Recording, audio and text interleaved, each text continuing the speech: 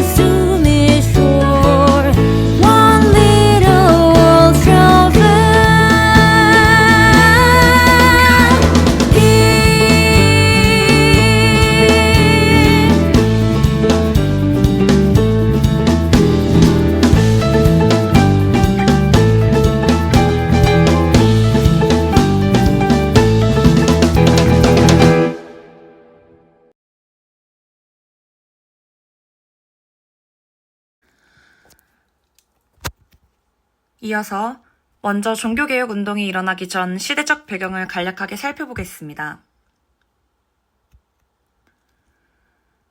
15세기 말과 16세기 초 유럽 교회는 심각한 위기와 부패에 직면해 있었습니다. 교황은 프랑스 국왕의 영향력 아래에서 아비뇽으로 거처를 옮기는 아비뇽 유수를 일으켰고 이 과정에서 교황은 로마와 아비뇽 두 곳에서 고립되었습니다. 그들의 권위는 회복 불가능한 타격을 입은 것입니다. 선직자들은 권력과 부를 추구하는 경우가 많았고 교회의 교리와 실제 신앙생활은 성경으로부터 멀어져 있었습니다. 사람들은 이때 교양직에 대한 신뢰를 상실했습니다. 이 시기에 고대 사본 연구와 인문주의의 영향, 인쇄술의 발달로 평신도들의 의식 수준은 나날이 높아져만 갔으며 성서 원문과 에라스무스 저서 등에 대한 평신도들의 관심이 범람하였습니다. 이는 더 이상 교회가 평신도들의 눈을 가릴 수 없다는 것을 의미합니다. 이러한 연유로 교리개혁의 필요성이 걷잡을 수 없이 확산되었습니다. 이때의 종교적 사회적 배경 속에서 마르틴 루터의 개혁운동, 95개조 반박문이 출현하게 되었고 이는 당시 분위기와 맞물려 종교개혁의 트리거가 되었습니다. 이어서 종교개혁이 어떤 사건들로 전개되었고 그 속에서 어떤 변화가 이루어졌는지 서종욱 학우님께서 이어서 발표해 주시겠습니다. 지금부터 종교개혁의 배경에 대해서 설명을 해보도록 하겠습니다. 종교개혁의 배경에서 교회 내부의 부패와 타락, 이 당시에 굉장히 교회 내부에서 부패하고 타락한 일들이 되게 많았어요. 그 중에서 어떤 일들이 일어났냐면 면죄부 판매, 성직 매매, 교회 지도층의 타락, 교양권의 남용과 정치화 등이 있었습니다. 먼저 면죄부 판매에 대해 설명해 보도록 하겠습니다. 16세기 초, 이 당시 중세의 막바지를 살아가던 사람들은 고해 성사를 비롯한 7가지 성사를 지키는 것을 매우 중요하게 생각했어요. 이러한 의식이 구원으로 가는 길이라고 믿었죠. 그들은 시간이 지날수록 내면의 경건함보다 의식행위에 참여하는 이러한 것들을 중요하게 생각했어요. 이러한 행위 중심적인 신앙생활은 면죄부를 만들어냈어요. 이러한 상황 속에서 로마 교황청의 권위를 자랑하듯 거대한 성 베드로 성당을 보수하기 위해서 막대한 재정이 필요했던 교황 레오 10세는 면죄부를 등장시킵니다. 면죄부를 구입하면 고해 성사가 완료되고 구원에 이르를 수 있다고 주장하고 이것을 믿었습니다. 면죄부 판매를 적극적으로 지원을 하게 돼요. 이러한 사건을 시작으로 구원은 금전 거래의 대상으로 전락해버렸어요. 사람들은 이게 굉장히 손쉽고 빠르다고 생각을 하고 이러한 방법에 매료되기 시작했죠. 당시 독일에 있는 막데부르크와 마인츠의 대주교였던 알브레이트는 면죄부 판매에서 가장 적극적으로 참여를 했어요. 이 판매의 총 책임자였던 요한 테첼은 면죄부가 선풍적인 인기를 끌었는데 이것을 통해 거액의 돈을 끌어모았어요. 이와 같이 당대 교회는 진정한 구원에 이르기보다 금전적인 이득을 취하는 데 집중을 하고 이것을 위해 움직이는 타락된 모습을 보였어요. 그 다음에 성직 매매에 대해 간단하게 얘기해 보도록 하겠습니다. 성직 매매는 중세 말기 교회에서 성직을 돈이나 권력으로 사고팔고 하는 성직 매매가 등장했어요. 우리가 하는 매매, 사고팔고 이런 거랑 비슷하게 성직 매매라는 비슷한 게 등장하였습니다. 이 교회직은 신앙적 소명보다 정치적 영향과 재산을 축적하기 위해서 그런 수단을 변질되었고 주로 부유한 귀족이나 정치 세력, 고위 성직직들을 구입함으로써 교회가 정치 권력의 일부로 전락하게 되었어요. 그래서 교회 지도층이 타락하게 되었습니다. 이것에 대해 또 설명해 보자면 많은 성직자들이 이러한 상황에서 독신서역을 여기거나 사치스럽고 방탕한 생활을 이어갔어요. 죄를 많이 지어가는 그런 상태였습니다. 특히 수도원은 본래의 청빈과 헌신의 이상을 잃고 귀족 자제들의 안락한 거처로 변질되기 시작했어요. 심지어 일부 수도사들은 정치 활동이나 외교 문제에 관여하기도 하였어요. 그래서 이 교황권은 자신의 권력을 통해서 정치화를 시키고 이 권력을 남용하는 행동을 하기 시작했어요. 이 부분에 대해서 설명해 보자면 이 당시에 교황청은 영적 지도 기관이라기보다 세속 권력의 중심으로 기능했어요. 교황은 신성 로마 황제와 정치적 주도권을 다투며 군사적 개입까지 감행하기 시작했어요. 그래서 교황의 정치화가 신앙 공동체를 지도하기보다는 이 권력을 유지하는 수단으로 변질됨이 보여지는 형국이 되었습니다. 교황에 대해 간단하게 설명하자면 신의 대리자가 아닌 또 다른 군주라는 인식이 퍼지게 된 그런 상태를 의미합니다. 이 교황청의 부패와 권위 악화에 대해서 이야기해 보도록 하겠습니다. 아비뇽 우수 1309년부터 1377년까지 70년간 교황이 이탈리아 로마 대신 프랑스 아비뇽에 머물렀던 사건. 이 사건 이후로 로마와 아비뇽에 각각 다른 교황이 선출되면서 로마 가톨릭 교회가 두세 명의 교황이 공존하는 대분열이 일어났고 이 일을 통해서 교황권은 정치적 도구로 전락하게 되고 그들의 권위를 회복 불가능한 타격을 입었습니다. 이를 통해서 제5차 라테란 공의회가 실패하는 사건이 일어나게 됩니다. 제5차 라테란 공의회의 실패에 대해 이야기하자면 이 공의회에서 1517년 마르틴 루터의 종교개혁 전 마지막 공의회이자 카톨릭 교회의 18번째 공의회였는데 개혁의 대안으로 기대되며 1512년부터 1517년까지 5년간 진행되었던 이 공회의는 교황 율리우스 2세가 소집하고 레오 10세가 주재하는 교회의 개혁 시도였지만 무너진 교황청의 권리를 통해 이득을 취하던 당시 성직자들의 반발로 인해서 별다른 소득이 없이 폐회를 치르게 되었고 개혁의 희망이 꺾이게 되는 그런 결말을 맞이하게 되었어요. 그 다음에 르네상스 인문주의와 인쇄술 발달에 대해 간략하게 이야기해 보도록 하겠습니다. 15세기에서 16세기까지는 이 당시에 구텐베르크의 인쇄술이 발달이 발발했어요. 이 인쇄술 발달은 성경을 모든 지역의 모든 사람에게 들려주었고 여성과 농부로 대표되는 평신도들도 나그네에게 들려주었어요.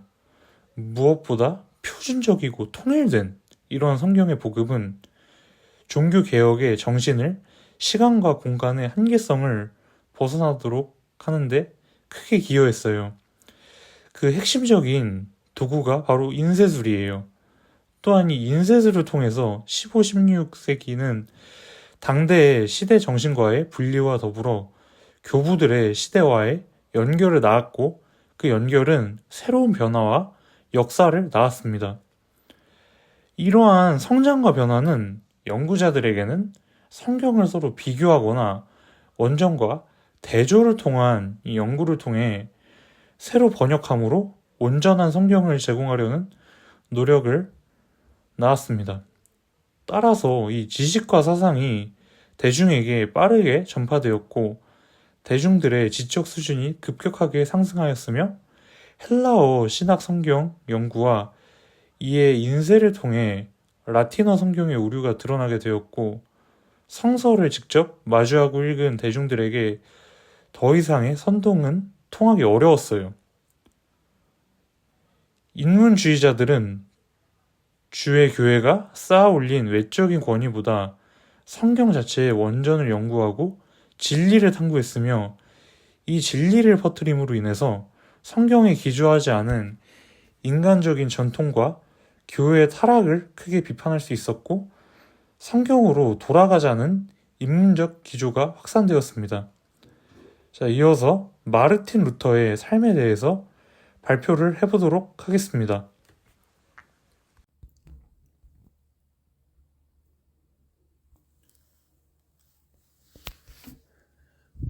마르틴 루터의 출생과 초기 생애에 대하여 이야기해 보도록 하겠습니다. 마르틴 루터는 1483년 독일 아이슬레벤에서 농부의 아들로 태어났습니다.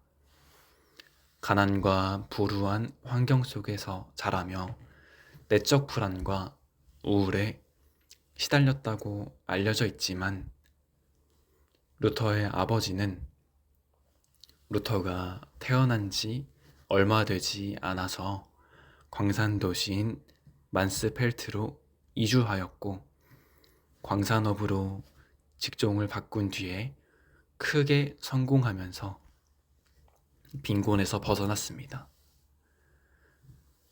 그의 가정은 마르틴 루터가 좋은 교육을 받기에 충분한 경제력을 갖추게 되었습니다. 따라서 마르틴 루터가 겪은 빈곤은 그다지 길지 않았습니다. 마르틴 루터의 가정은 정말로 상당히 엄격한 환경이었습니다. 마르틴 루터가 그의 부모의 엄격함에 대해 회고할 때 그의 부모는 때때로 폭력적인 체벌까지 루터에게 가했다고 직접 털어놓기도 하였습니다. 마르틴 루터의 아버지는 마르틴 루터가 법률가가 되기를 원하였습니다. 하지만 루터는 수도원에 들어가서 수도사로서 자신의 본격적인 삶을 시작하였습니다. 다음으론 마르틴 루터의 신앙적 위기와 발견에 대해 이야기해 보도록 하겠습니다. 루터의 신앙은 끊임없는 죄책감과 하나님의 심판에 대한 두려움 속에서 고통을 받으며 발전하였습니다. 그는 어거스틴 수도회의 수도사로서 철저한 금욕과 고행으로 구원을 얻으려고 하였지만 끊임없이 자기 자신을 괴롭히는 죄책감에서는 도저히 벗어날 수가 없었습니다.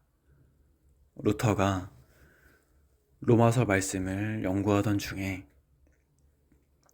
믿음으로 의롭다 하심을 얻는다 라는 복음을 발견하였는데요.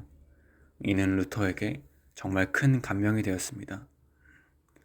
이를 통하여 루터는 칭의 교리가 하나님의 은혜가 죄인에게 주어지는 무상의 선물임을 확신하였습니다. 여기서 말하는 칭의 교리란 것은 속죄를 통하여 용서와 내면적 쇄신과 동시에 죄인들이 의로워졌다고 선언받는 것을 말합니다. 다음으론 종교개혁의 시작입니다. 마르틴 루터는 면죄부 판매에 맞서 95개 조항을 발표하였습니다.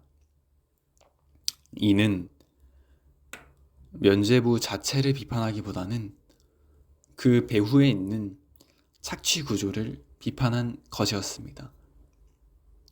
또한 루터는 교황의 권위보다 성경의 권위를 그리고 성경 말씀 그 자체를 강조하였습니다.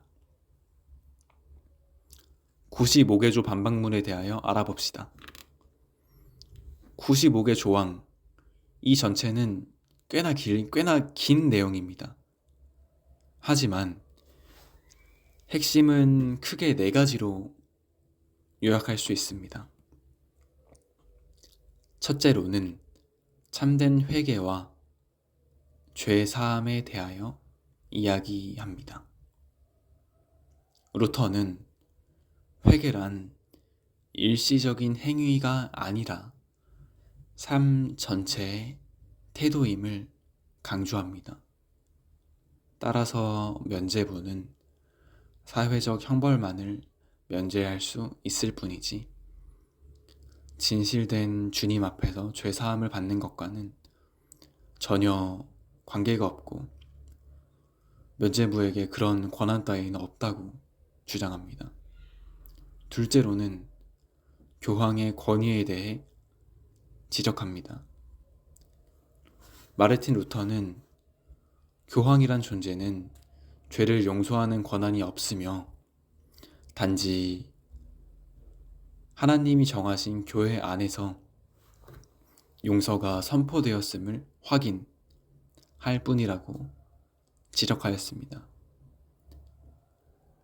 셋째로는 면죄부 판매의 부당성에 대하여 강하게 비판합니다.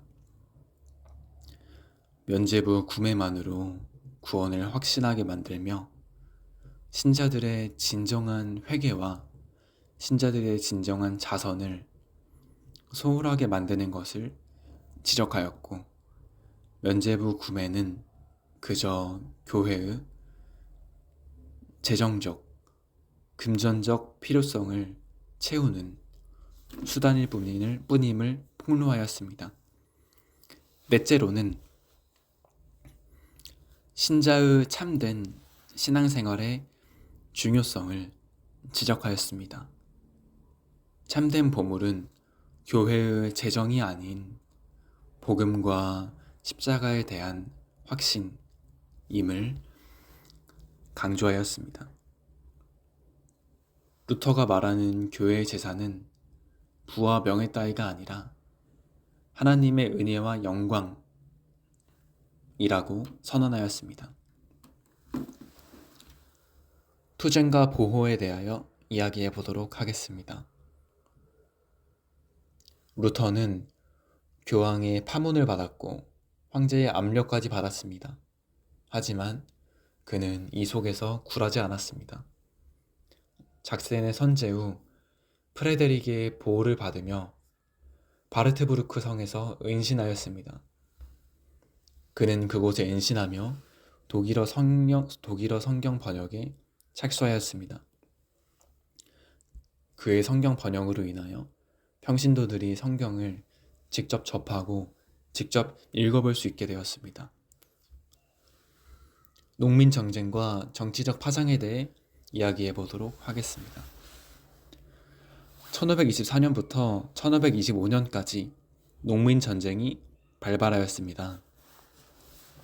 농민들은 루터의 가르침에서 자유와 평등을 깨달았고 그로 인하여 전쟁을 일으켰습니다. 루터는 농민전쟁 초반에 영주들에게 농민의 정당성을, 그 정당한 요구를 들을 것을 촉구하였습니다. 농민을 지지했다고 볼 수 있습니다. 하지만 이는 농민전쟁 초반에만 국한됩니다. 농민들이 중후반에 이르러 크게 폭력적인 행색을 띄어갔고 루터는 이 폭력성에 대해 강하게 비판하였습니다. 이 농민전쟁 사건은 가톨릭과 영주들에게 루터파가 사회 불안을 조장한다는 비난을 받도록 만들었습니다. 루터의 사상에 대해 알아보도록 하겠습니다. 루터의 사상은 총 4가지로 정리할 수 있습니다. 첫째, 오직 믿음입니다. 인간은 행위가 아니라 오직 믿음으로 의롭다 하심을 얻는다 라는 뜻입니다.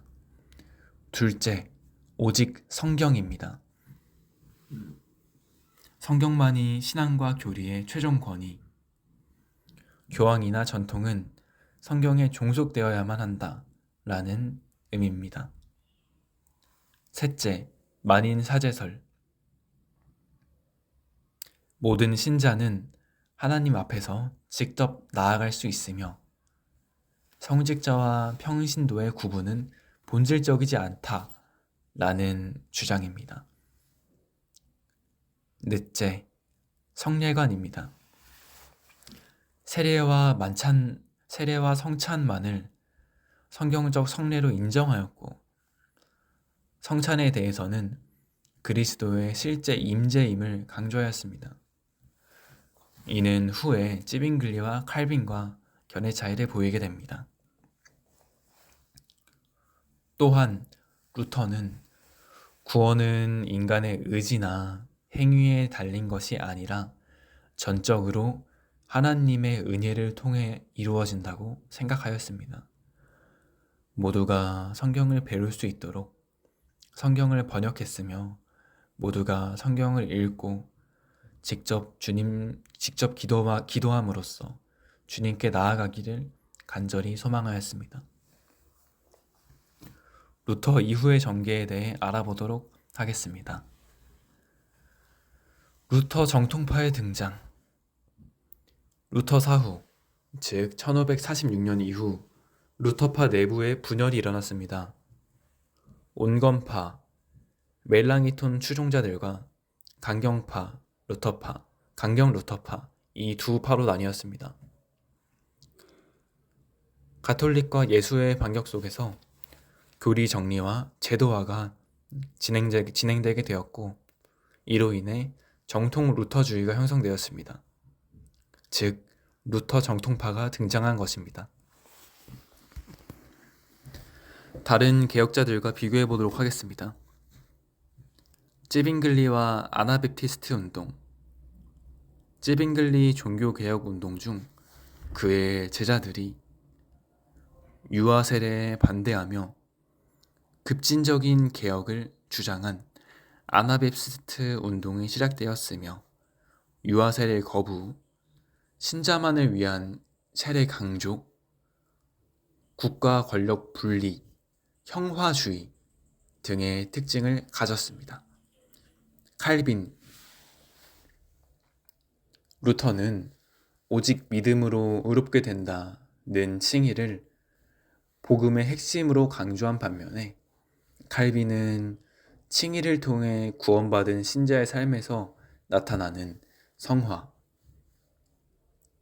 즉 거룩한 삶과 인간의 책임성을 더더욱 강조하였습니다. 또한 루터는 성경 해석에 있어 일반적인 대중들의 접근을 강조했습니다. 앞에서 말했듯이 대중들에게 성경을 퍼뜨린 것도 루터의 노력입니다. 하지만 칼빈은 성경을 해석하는 데 있어서 그 권위를 엘리트 학자들에게 상당 부분 치중하였습니다. 다음으로는 영국 종교개혁에 대해 이야기해 보도록 하겠습니다. 영국 종교개혁은 헨리 8세의 왕권 강화 목적의 정치적 동기로 시작되었습니다. 반면에 루터의 종교개혁은 당시 신학적인 문제로 시작되었죠. 따라서 이 둘은 뿌리부터가 완전 다릅니다. 전혀 다른 것으로 볼 수 있습니다. 자, 위의 내용들을 총망라한 결론을 내려보도록 하겠습니다. 마르틴 루터의 종교개혁은 단순한 신학적 논쟁을 넘어서 교회의 권위와 성경의 권리를 새롭게 자리매김한 역사적인 전환점이었다고 볼 수 있습니다.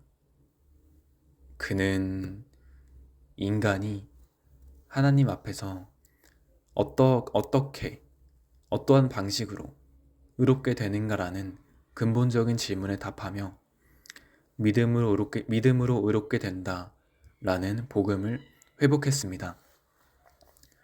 그러나 루터의 개혁은 곧바로 완성된 것이 아닙니다. 그의 개혁은 정치, 사회적 격변 속에서 다양한 형태로 확산되었고 다양한 곳에 영향을 끼쳤습니다. 루터의 사상은 종교개혁의 출발점이 되었다고 볼 수 있고 이후 칼빈주의, 아나베프티스트 운동, 영국 종교개혁, 설이 결이 다르지만 이 모두 종교개혁이기에 이런 종교개혁 등으로 이어지며 서양 기독교와 근대 사회의 기초를 형성했습니다.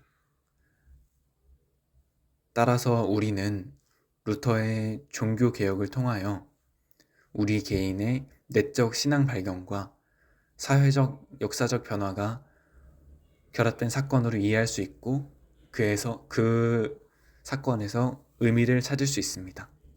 이상입니다.